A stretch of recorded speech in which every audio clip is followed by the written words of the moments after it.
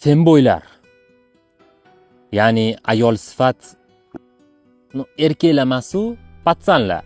Chunki aksariyati yoshlar, bo'yalgan, terilgan qoshlar, allambalo qilingan sochlar. Bilmayman bular kelajakda kutmoqchimi sovchilarni.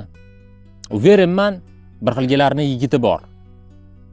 Qo'pol bo'lsa ham aytaman, o yigit, bu borada qizlarda variant ko'proq. Ana farzandi borlar aytsin. Kelajak vahima rosti. Ilgari insonni ko'cha tarbiyalardi, hozir internet o'rnini bosdi. Axir sanlar ham shu narsalarni internetdan ko'rib o'rgangansan-ku.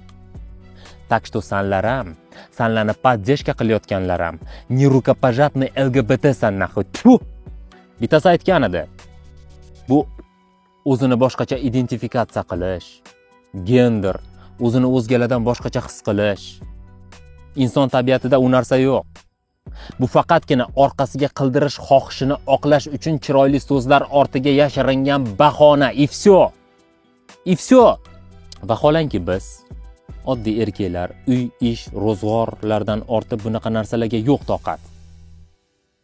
Faqatgina qonun borligi uchun soppa-sog' yuribsan. Это fakt. Oxirat haqida sanlarga gapirmayman. U narsa sanlar uchun вообще cringe.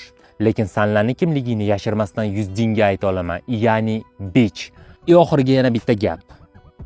Sanlarning kelajagin trans, trap, erkakligini ko'tiga tiqqan g'arb. Sanlarni birinchi bo'lib legalizatsiya qilishni boshlagan g'arb. Hammani o'sha yoqqa haydash kerak. Общий bitta partiya. Sanlarga alohida davlat qilib berish kerak. LGBT Landiya. Bitch. Qatdan bunaqa ko'payib ketishding?